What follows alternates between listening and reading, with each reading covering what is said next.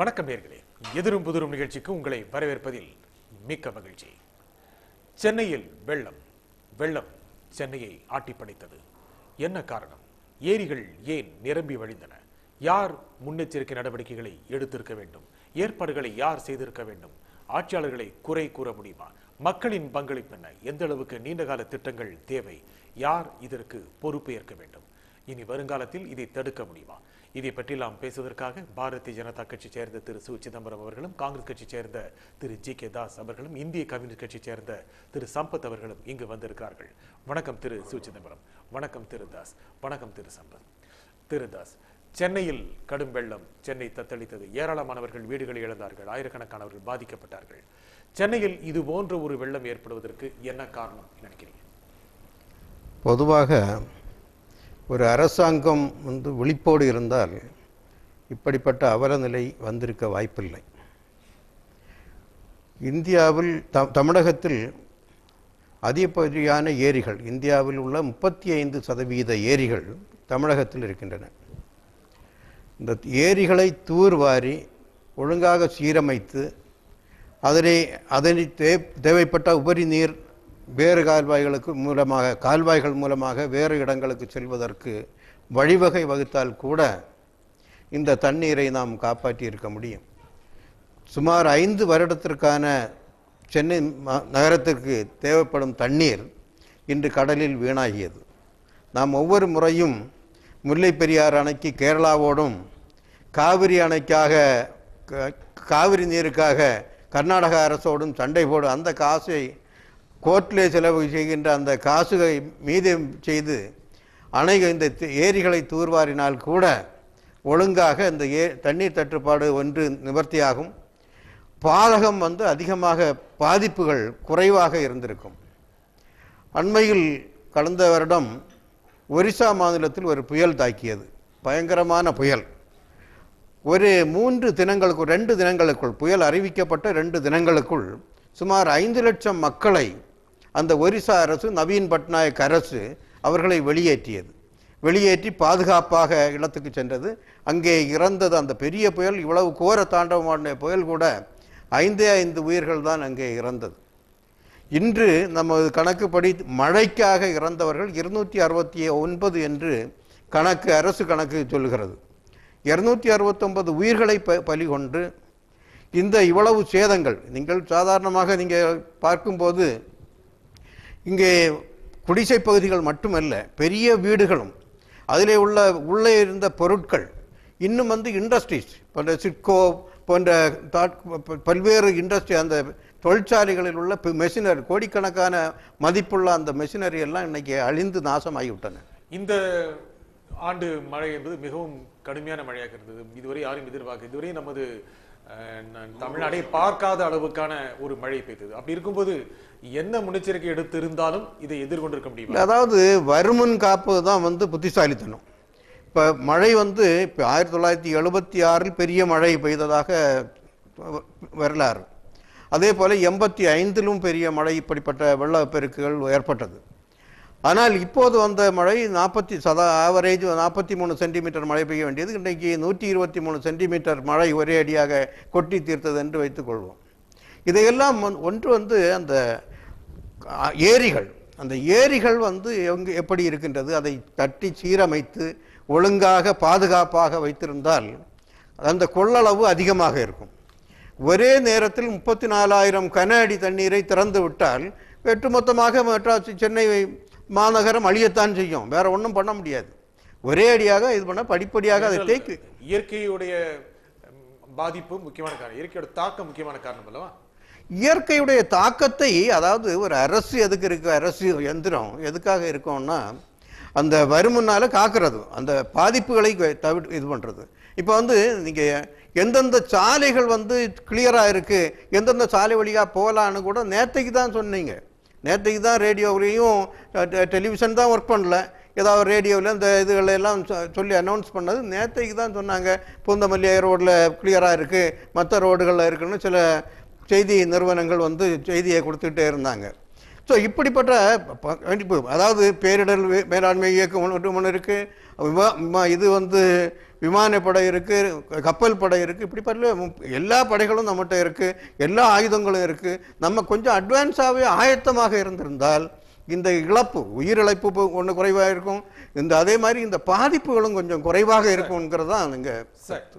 திரு சிதம்பரம், இதுவரைக்கும் காணாத, கடந்த 100 ஆண்டுகள் காணாத அளவுக்கு மழை சென்னையில் பெய்திருக்கிறது. என்ன முன்னெச்சரிக்கை நடவடிக்கை இருந்திருந்தாலும் இதை எதிர்கொண்டிருக்க முடியுமா? நிச்சயமா முடியும். ஏன்னு கேட்டா இது போல பல இடங்கள, பல மாநிலங்களில் இது போல பேரிடர் ஐயா தாஸ் அவர்கள் சொன்னது சரியாகவே இருக்கிறது. 5 லட்சம் மக்கள் அவர்களை இடம்பெற செய்து அவர்கள் காப்பாற்றிருக்காங்க. மக்கள் உயிரிழப்பை தடுத்திருக்கலாம், பொருள் இழப்பையும் கூட தடுத்திருக்கலாம். அவர் சொன்னது போல இந்த ஆக்கிரமிப்புகளை முன்கூட்டியே தடுக்க முயற்சி பண்ணியிருக்கணும். 1967க்கு பிறகு இதெல்லாம் நீர் மேலாண்மை என்பதெல்லாம் இல்லாமலே போயிடுதுன்னு தான் நினைக்க வேண்டியா இருக்குது. அரசியலுக்கு அப்பாற்பட்டு சொல்லணும். அப்படி பார்த்தீங்கன்னா பொதுமக்களுக்கும் பங்கு இருக்குது. நீங்க நீர் மேலாண்மைன்னு சொன்னீங்க, நீங்க 67 குறிப்பிட்டு ஆட்சி மாற்றம் திராவிட கட்சியில் ஆட்சிக்கு வந்தது பிறகு நீங்க 67ங்கிறது சொல்றீங்க. அதுக்கு முதல்ல நீர் மேலாண்மை இருந்தது அப்படின்னு நீங்க சொல்றீங்க. என்ன நீர் மேலாண்மை அதற்கு முன்பு இருந்தது? அங்க அப்பப்போ அணைகள் கட்டினாங்க. அணைகள் கட்டி தண்ணீரை தேக்கி பாசனத்துக்கெல்லாம் பயன்படுத்தினாங்க. அதனால விவசாயம் நல்லா இருந்துச்சு. நான் ஒரு விவசாயியோட புள்ள. என்னுடைய பகுதி திருவாரூர், இந்த திருவாரூர் மாவட்டம், எட்டுக்குடின்னு ஊர். அங்கெல்லாம் பார்த்தீங்கன்னா விவசாயம் அவ்வளவு செழிப்பாக இருந்துச்சுங்க. ஒரு பிரச்சனையும் இல்லாமல் சந்தோஷமாக இருந்தாங்க. விவசாய கூலிகள் அரசாங்க ஊழியருக்கு இணையான சம்பளத்தை பெற்றாங்க. அதுதான் ரொம்ப ஆச்சரியமானது. இப்படிலாம் இருந்த ஒரு காலம், பொற்காலம் அது. ஆனால் இப்போ என்ன ஆச்சு? விவசாயம் அழிஞ்சு கிராமத்து மக்கள்லாம் இடம்பெயர்ந்து அவங்க இருக்கிற இடத்துல குடிசைகள் போட ஆரம்பிச்சிட்டாங்க, வசிக்க ஆரம்பிச்சாங்க. நீங்கள் மேலாண்மை பற்றி சொல்லுங்க. நீங்கள் அதான் சொல்றேன். அதாவது அந்த பகுதியில் நீர் ஆதாரங்கள்லாம் குறைந்து போய் அங்கேயும் அதை வாழ வழி இல்லாததுனால இங்கே அந்த பக்கம் வந்தாங்க. இங்கே வந்தது என்னாச்சு? அடையாறு பகுதியில் வீடு கட்டினாங்க, கூவம் பகுதியில் வீடு கட்டினாங்க. இப்படி எல்லா இடத்துலையும் இருக்கக்கூடாத இடத்துல எல்லாம் போய் குடியிருக்க. ஆக்கிரமிப்பு செய்வது ஒன்று சொல்கிறீர்கள், அதற்கு பிறகு ஏரி போன்ற இடங்களில் அனுமதிக்கப்பட்ட ஆக்கிரமிப்பை நீங்கள் சொல்கிறீர்கள். அது மட்டும் இல்ல, கரையோரம் ஒரு 2 மாடி கட்டடங்க ஊடகத்தில் பார்த்தோம். நான் ரிஷிகேஷத்தில் வீடு அப்படியே மூழ்கி போகிறத பார்த்தேன். அது ரிஷிகேஷம் என்ன ஊருது? அது ஊருது. ஆனால் இங்கே பார்த்தா அடையார், உத்தரகாண்ட். ஆனால் இங்கே பார்த்தா அடையாறில் 2 மாடி கட்டடம் அப்படியே மூழ்கி கீழே சீட்டு கட்டு மாதிரி விழுந்து போகிறத பார்த்தானே. அப்போ அந்த பகுதியிலாம் வீடு கட்டக்கூடாதுன்னா, ஆனால் அரசாங்கமே கூட்டுற பகுதியில் வீடு கட்டினாங்க, ஹவுசிங் போர்டில் கட்டிருக்காங்கன்னா, அப்போ இவர்களுக்கு நீர் மேலாண்மையும் கிடையாது. அந்த கால்வாயை சுத்தப்படுத்தணும். எத்தனை வருஷம் இருக்கும் இந்த நீர் மேலாண்மையில? நீங்கள் முக்கியமாக ஏரி குளங்கள் உள்ள நீர் ஆதார பகுதிகளில் வீடுகளை கட்ட அனுமதிக்க கூடாது சொல்றீங்க. அனுமதிக்க கூடாது. அவர் சொன்னது மாதிரி அதை அகழ்ந்து இன்னும் அது பெரிய அளவுக்கு அதை கொண்டு எது முக்கியம் என்று சொல்லுங்கள். நீர் ஆதாரங்களை அகழ்ந்து எடுத்து இன்னும் கூட நீர் சேமிப்பதற்கான வாய்ப்புகளை ஏற்படுத்த பண்ணணும். அப்பதான் நீர் நின்று போச்சுன்னா அதை அழிவை தடுத்திருக்க முடியும். அது ஒண்ணு. அதே மாதிரி ஆக்கிரமிப்பு பகுதியில் அவங்க போனதுனால தான் அந்த நீர் மேலாண்மைக்கும் தடையாகி போச்சு. இப்பயாவது இனிமையாவது உதாரணமாக சென்னையிலங்க மழைநீர் கால்வாய், ஸ்டாம் வாட்டர் ட்ரைனேஜ்னு ஒன்று இருக்குது. இப்போ எங்கள் பகுதியில் ஸ்டாம் வாட்டர் ட்ரைனேஜே இல்லைங்க. ஹவுசிங் போர்டால் திட்டமிட்டு கட்டப்பட்ட சிட்கோ நகர் பகுதியில் ஸ்டாம் வாட்டர் ட்ரைனேஜ் மெயினில் மட்டும்தான் இருக்குது, பக்கத்து தெருலாம் கிடையாது. அப்போ பக்கத்து தெருவில் இருக்கக்கூடிய தண்ணி என்ன ஆகுது? அப்படியே நிற்கிது. கொஞ்சம் பள்ளமாக இருக்குன்னு வச்சுக்க, ஃபுல்லாக தண்ணி நிற்கிது. எங்கள் பகுதியில் இடுப்பளவு தண்ணி நிற்கிது. அந்த தண்ணி போக முடியல. என்ன காரணம்? என்னன்னா அந்த ஸ்டாம் வாட்டர் ட்ரைனேஜே கிடையாது. இப்போதான் எங்களுக்கே தெரியுது, ஆடாடா ஸ்டாம் வாட்டர் ட்ரைனேஜ் இருந்தால் போயிருக்குமே, இப்படி போயிருக்குமேன்னு. எனவே ஸ்டாம் வாட்டர் ட்ரைனேஜே போடாமலேயே ஒரு பிரைவேட் ரியல் எஸ்டேட்காரன் எப்படி வித்தானோ அப்படிதான் ஹவுசிங் போர்டும் வித்திருக்குதோன்னு நினைக்க வேண்டியா இருக்குது. சரி சரி. திரு சம்பத், கூடுமான அளவுக்கு கட்டுமானத்தில் திட்டங்கள் இல்லைன்னு திரு சிதம்பரம் சொன்னார். திரு தாஸ் சொல்லும் பொழுது 76 நினைவுபடுத்தி கூறினார். அது மிகப்பெரிய அளவுக்கு பேரிடர் தமிழில் நடந்தது. வேடசந்தூர் என்ற கிராமமே அழித்து போனதாக அப்பொழுது பதிவானது. 85 கோற்று முழுக்க முழுக்க நீரில் மூழ்கியது. மிகவும் சிரமப்பட்டு தான் ஒரு தீபாவளி சமயம் அது காப்பாற்ற முடிந்தது. 2005 சென்னை ஒரே நாளில் 45 சென்டிமீட்டர் மழையை அடைந்தது. இந்த மாதிரி ஒரு 10 ஆண்டுகளுக்கு ஒரு முறை, 20 ஆண்டுகளுக்கு ஒரு முறை இப்படிப்பட்ட சமயங்களில் நிகழ்கின்ற பேரிடரை எதிர்கொள்வதற்காக எல்லா ஆண்டுகளிலுமே தயாராக இருக்க வேண்டுமா? நீங்க இந்த கோட்டூர்புரம் சொல்றீங்க பாருங்க, நீங்க சொன்ன மாதிரி ஒரு 10 ஆண்டுகளுக்கு முன்பு அந்த வெள்ளம் எந்த அளவுக்கு பாதித்தது. 85 எங்க தொகுதி எம்எல்ஏ ஜெயக்குமார் அப்போ அதை நீந்தி போய் மக்களை காப்பாற்றின ஒரு ஃபோட்டோ இதெல்லாம் வந்தது. சைலேந்திர பாபு அப்போ டெப்டி கமிஷனர், அவரும் அதில் நீச்சலில் மக்களை காப்பாற்றினார். ஆனால் இந்த வாட்டர் தேவாரம் கூட முன்னின்று இந்த முறையும் பார்த்தீங்கன்னா அப்போது வெள்ளம் வந்தால் பாதிக்கக்கூடிய ஒரு பகுதியாதுன்னு நமக்கு தெரியுது அரசாங்கத்துக்கு. அந்த மக்களை பாதுகாக்கிறதுக்கு மாற்று ஏற்பாடு ஏதாவது உத்தரவாதப்படுத்தினாங்கன்னா இல்லை, வந்தால் அனுபவி, பொய்ச்சோ செத்தா நிவாரணம் தரோம். இந்த மாதிரி ஒரு போக்கு கொள்கையை ஆட்சியாளர்கள் கடைபிடிக்கிறார்கள். குறிப்பாக சொல்லணும்னா சென்னை நகரம் ஒரு பிளான்டு சிட்டியாகவே புறநகரங்கள் உருவாக்கப்படலை. நீங்க ரெண்டா பிரிக்கணும். அதை திட்டமிடப்பட்ட நகரங்கள் புறநகரம் உருவாக்கப்படவில்லை அப்படி சொல்றீங்க. முக்கியமான நகரம் திட்டமிட்டு உருவாக்கப்பட்டுள்ளதா? அதாவது பழைய சென்னையை பொறுத்தவரையிலும் அதில் இருக்கக்கூடிய கோளாறு என்னன்னா மழைநீர் வடிகால் என்பது போதிய அளவுக்கு இல்லை. அதான் நிறைய மழை தண்ணிக்காக பல ஆயிரம் கிலோமீட்டருக்கு கட்டியிருக்கின்றாங்க சென்னை மாநகராட்சி. அதை மழைக்காலத்துக்கு முன்பு தூர்வாரப்படாமல் அந்த தண்ணி வெளியேற்றுவதற்குள்ள அந்த சூழ்நிலை இல்லாத ஒரு நிலைமை இருக்குது. அது ஒவ்வொரு வருஷமும் இது நடக்குது. அதே மாதிரி இன்னொரு பக்கம் நீங்கள் பார்த்தீங்கன்னா நமக்கு சென்னைக்கு நீர் வரத்து வழங்கக்கூடிய குடிநீர் வழங்கக்கூடிய 4 ஏரிகள் நம்ம பயன்பாட்டில் இருக்குது. செம்பரம்பாக்கம், பூண்டி, புழலேரி, சோழவர ஏரி. இந்த ஏரிகள் அதிகப்படியான மழை வந்ததுன்னா வேற வழி இல்லை, மதுக்கு திறக்கப்படும், வெள்ள நீர் வெளியேற்றப்படும். நீர் வெளியேற்றப்படும் போது அது வெள்ளமாக அது ஒரு குறிப்பிட்ட வழிப்பாதையில் தான் எப்பயுமே வருது. இன்றைக்கு நேற்றைக்கு அல்ல, பல பத்தாண்டுகளாக. முதலில் இந்த அனுபவத்தில் ஆகுது சிஎம்டிஏ இந்த சூழ்நிலைகளில் இருக்கக்கூடிய பகுதிகளில் குடியிருப்புகளை உருவாக்காமல் தடுத்து இருக்க வேண்டும். சிஎம்டி அனுமதித்த குடியிருப்புகள் இன்றைக்கு கடலில் மூழ்கி இருப்பது போன்று காட்சி தருகின்றன. நீங்கள் கரையோரங்களில் முக்கியமாக ஏரிகள் திறக்கப்படும் பொழுது எந்தெந்த நீர் வழியாக நீர் செல்லுமோ தண்ணீர் செல்லுமோ கரையோரங்களில் குடியிருப்புகளை அனுமதிக்க கூடாது. கரையோரங்களில் குடிசை பகுதி மக்கள் இருக்கிறார்கள். அவர்கள் வேற வழியே கிடையாது. வாழ்ந்தா வாழ்வோம், செத்தா சாவும், புயல் வந்தான்னா, மழை வந்தான்னா, வெள்ளம் வந்தான்னு துணிஞ்சு வேற வழி இல்லை அவர்களுக்கு. அவர்கள் எப்படியாவது வாழ்ந்து புழு பூச்சிகளை போல் வாழ்ந்து கொண்டிருக்கிற மக்கள் அவர்கள் மாட மாளிகைகளிலோ அல்லது இத்தகைய பாதிப்புகள் இல்லாத பகுதிகளிலோ குடியேறுவதற்கான பொருளாதார வசதியற்றவர்கள். எனவே காலமாக அந்த கொடுமை அவர்கள் அனுபவித்து வருகிறார்கள். ஆனால் மத்திய தர வர்க்கம் ஒரு எம்ப்ளாயீஸுங்க ஒரு இந்த சென்னை நகரில் குடியிருப்புகள் பிரச்சனை இருக்கு, சொந்தமாக ஒரு சின்ன இடம் வாங்கி கட்டிட்டு போவோன்னு அந்த மக்கள் பெருவாரியாக இந்த முறை பாதிக்கப்பட்டிருக்கிறார்கள். ஆனால் இது அவங்க வடிக்கிற கண்ணீர் இருக்கு பாருங்க, ஆட்சியாளர்கள் தான் அதற்கு பொறுப்பு. அவர்களை கண்ணீரும் கம்பளையுமாக நிற்க வைப்பது ஏன் ஆட்சியாளர்கள் பொறுப்பு என்று சொல்கிறீர்கள்? அவங்க கொடுத்த அனுமதி தாங்க. சிஎம்டிஎமும் லோக்கல்ல இருக்கக்கூடிய அந்த மாவட்ட அளவில் இருக்கக்கூடிய அந்த டிசிடி அந்த அமைப்புகள் தந்தக்கூடிய இது பார்த்தீங்கன்னா எல்லா கழனிகள்லாம் வீடு கட்டுறதுக்கு அனுமதிச்சாங்க. ஒன்றும் இல்லை, ஏர்போர்ட் எடுத்துங்க நம்ம ஊரில் சென்னையில் விமான நிலையத்து கதி என்ன பார்த்தீங்களா? என்ன காரணம்?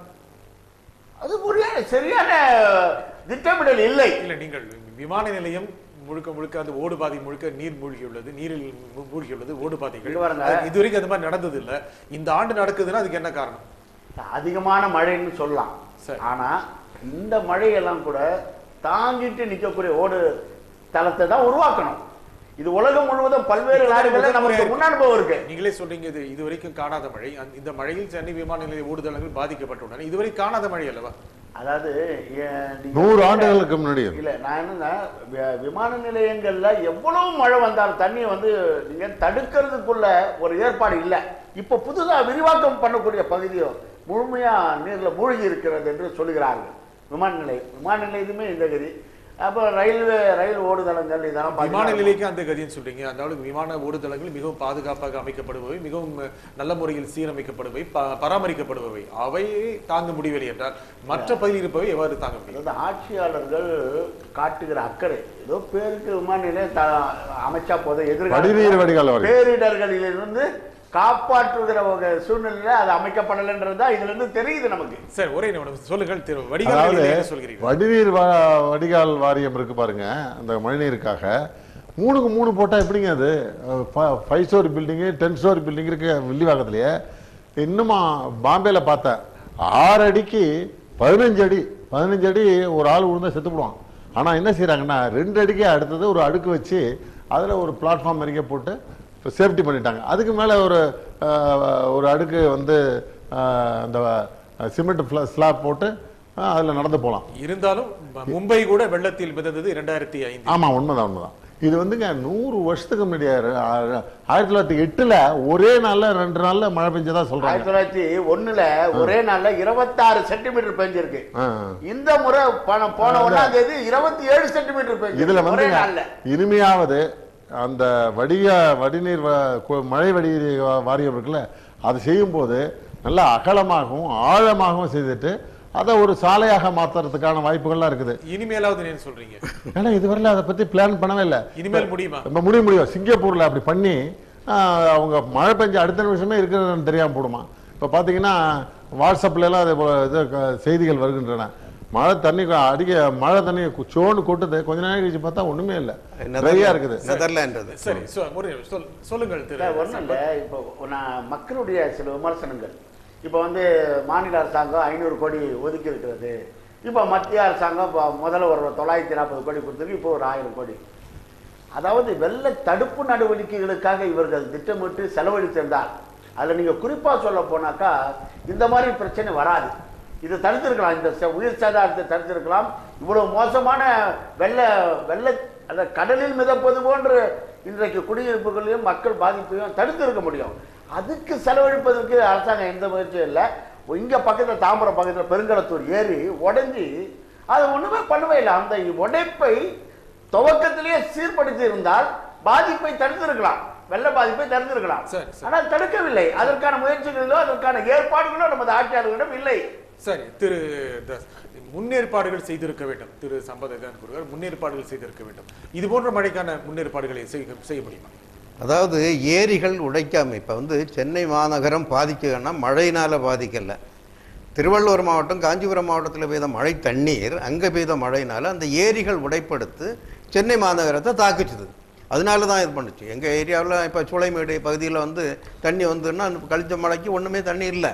இப்போ வந்து வெள்ளம் ஏன் வந்ததுன்னா அங்கே உள்ள ஏரி உடைப்படுத்து வந்ததுனால அங்கே திறந்து அதிகமாக தண்ணி 34,000 கண்ணாடி தண்ணியை திறந்து ஒரே நேரத்தில் தண்ணியை திறந்து விட்டதுனால இங்கே வந்து அட்டாக் பண்ணிச்சது, கம்ப்ளீட்டாக மூழ்கி போச்சு சென்னை மாநகரம். ஸோ இந்த இதை வந்து தவிர்க்கிறதுக்கு எப்படி அரசாங்கம் ஏரிகள் நிரம்பும் போது திறந்து விட ஏரிகளை வந்து முதல்ல வந்து கரையை ஒழுங்காக சீரமைக்கணும். இன்னொன்று வந்து நீங்கள் ஏரியை தூர் வாரறதுக்கு ஒன்றும் வேலை இல்லை. நீ அரசாங்கமே பணம் தர வேண்டாம். நான் என்ன சொல்கிறேன்னா, நீங்கள் ப்ரைவேட் பீப்புள் பொதுமக்களுக்கு நீ ஒரு லோடுக்கு 1000 ரூபா கொடுத்துட்டு மண்ணை அள்ளிட்டு போன்னு நீ சொன்னால் போதும், வேறு ஒன்றும் இல்லை. ஒரு ஆஃபீஸரை விட்டு அவனை லெவல் பண்ணிவிட்டு ரெகுலேட் பண்ணுறதுக்கு ஒரு ஆஃபீஸரை விட்டு நீங்கள் மண்ணை அள்ளிட்டு போங்கன்னு பர்மிஷன் கொடுத்தா ஒரு லோடுக்கு 1000 ரூபா கொடுத்தா கவர்மெண்ட்டுக்கு ரெவன்யூவும் வரும். அந்த தூர் வாரி ஒழுங்காக வந்து அவன் பண்ணிடுவான். ப்ராக்டிக்கல், அதுதான் ப்ராக்டிக்கல். இதுலேயே வந்து மத்தன போக்கும் ஒரு ஆட்சியாளர்களுக்கு வந்து அந்த இல்லை செய்ய தெரியாமலா இல்லை வந்து செய்யக்கூடாதுங்கிறதுக்காக பண்ணுறாங்களான்னு தெரியாது. இது வந்து ஒரு செயல்படுற அரசாக இருந்தால் டெஃபினட்டாக இதை பண்ணணும். கரையை வந்து ஒழுங்காக சீரமைச்சு நல்ல கல் கட்டி உடைக்காத அளவிற்கு, உடைப்பு வராமல் அளவுக்கு கரையை சீரமைச்சாச்சுன்னா உடைப்பு வராது, எந்த அணையும் எடுத்துகிட்டு ஓடாது. குவாலிட்டி மெயின்டைன் பண்ணணும். அதில் வந்து காம்ப்ரமைஸ் பண்ண, அதில் வந்து லஞ்சம் வாங்கக்கூடாது. இன்னொன்று வந்து கரையோர பகுதிகளில் இந்த கூவம் ஆற்று பகுதிகளில் எல்லாம் வீடு கட்டினாங்கன்னு சொன்னாங்க. நீங்கள் வீடு கட்டினோன்னா மின்சார வாரியம் வந்து மின் இணைப்பாக கொடுக்குறீங்க. ஓட்டுக்காக நீங்கள் வந்து இப்படியெல்லாம் மக்களை அனுப்பிச்சிங்கன்னா ஒட்டுமொத்தமாக மக்கள் சென்னை நகரமே அழியுது.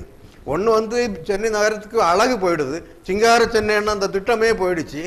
இன்னொன்று வந்து அந்த மக்கள் பாதிக்கப்படும். இன்னைக்கு வந்து தெருவில் நிற்கிறாங்க, ஒவ்வொரு அனாதைகள் மாதிரி நின்றுட்டு இருக்காங்க. துணி இல்லை. ஒரு டிவி பெட்டி கூட அப்படியே ஓடிட்டு போகுது, இல்லை ஆற்றுல இழுத்துட்டு போகுது. டிவி பெட்டி, வீட்டில் உள்ள கட்டில், மற்ற எல்லாம் வீட்டில் உள்ள பொருட்கள் எல்லாமே ஆற்றுல போகுது. ஸோ இதெல்லாம் தொலைக்காட்சி பெட்டி, ஃப்ரிட்ஜ், ஏசி மிஷின் இல்லை, இதெல்லாம் நம்ம தவிர்த்திருக்க முடியும்னா ஒன்றில் வந்து அரசாங்கம் விழிப்போட இருக்கணும். நீங்க வந்து லஞ்சம் வாங்கிட்டு நீங்க பெர்மிஷன் கொடுத்து வீடு கட்டுறதுக்கு சொல்லி அங்க வந்து ஒரு குடிசை போடுறதுக்கோ வெடி கட்டுறதுக்கோ கொடுத்தாச்சுன்னா இது மாதிரி பிரச்சனைகள் வரும். ஆகையினால் இதையெல்லாம் தடுத்தாச்சுன்னா சிட்டியை காப்பாற்றலாம். தொடர்ந்து பேசும்.